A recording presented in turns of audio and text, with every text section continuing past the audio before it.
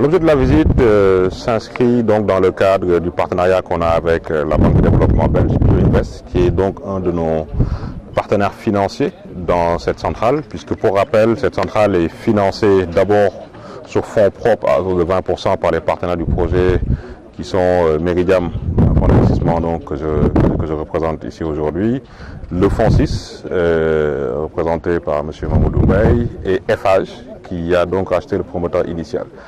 En plus de ces 20% de financement sur fonds propres, nous avons fait donc appel à nos partenaires au développement que sont Proparco, la structure de l'Agence française de développement dédiée au secteur privé, et de son homologue belge, BioInvest. Et donc c'est l'implication de l'Agence belge de développement qui a permis de réaliser cette centrale, qui est donc l'occasion aujourd'hui de la visite de son Excellence le Premier ministre belge, pour venir voir de manière concrète la réalisation de cet investissement important pour la coopération belge. Alors, ce qu'on attend de cette visite permet d'abord de bien réitérer l'engagement fort de la coopération belge d'accompagner des projets d'infrastructure au Sénégal, mais aussi nous permettra, je l'espère, d'aller un peu plus loin dans l'accompagnement que notre société, avec ses partenaires, envisage de faire dans le cadre donc du mix énergétique sénégalais. Donc on est en train, après avoir mis en place ces centrales solaires,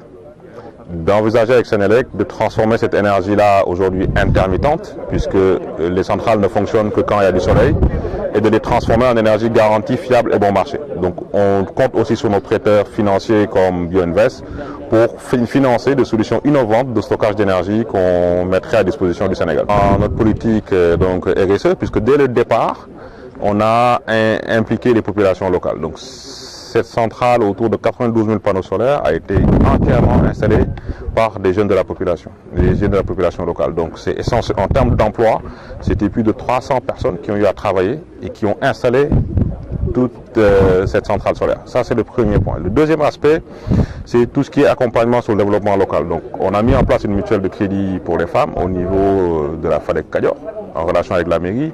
On est en train de démarrer dans les tout prochains jours un forage et un périmètre maraîcher pour aider les populations à avoir un retour aux moyens de subsistance, parce que ces terres étaient essentiellement des terres agricoles.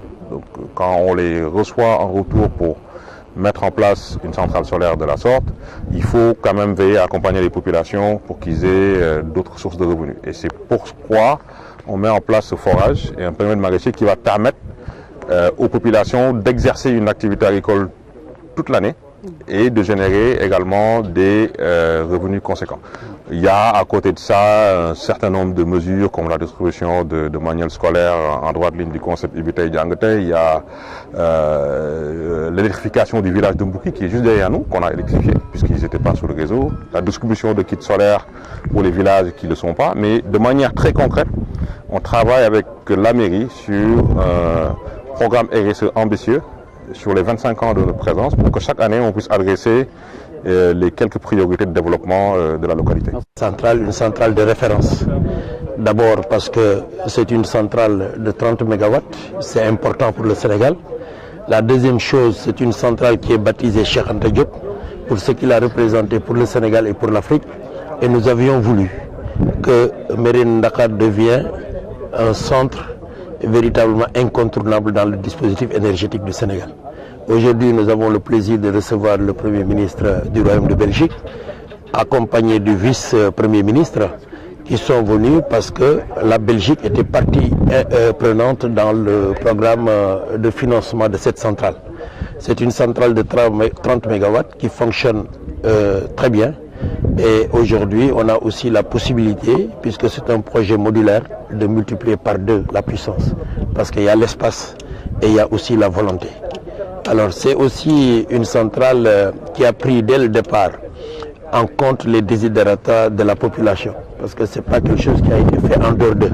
C'est quelque chose qui a été fait avec eux. Des discussions ont eu lieu et vous avez vu que tout de suite j'ai remis les résultats du forum qu'on avait tenu ici au niveau de Mérina Dakhar, parce que le titre de ce forum c'était l'énergie pour tous. Nous voulons profiter de cette centrale pour que tous les villages de Mérina Dakhar, qui sont au nombre de 115, puissent disposer d'électricité.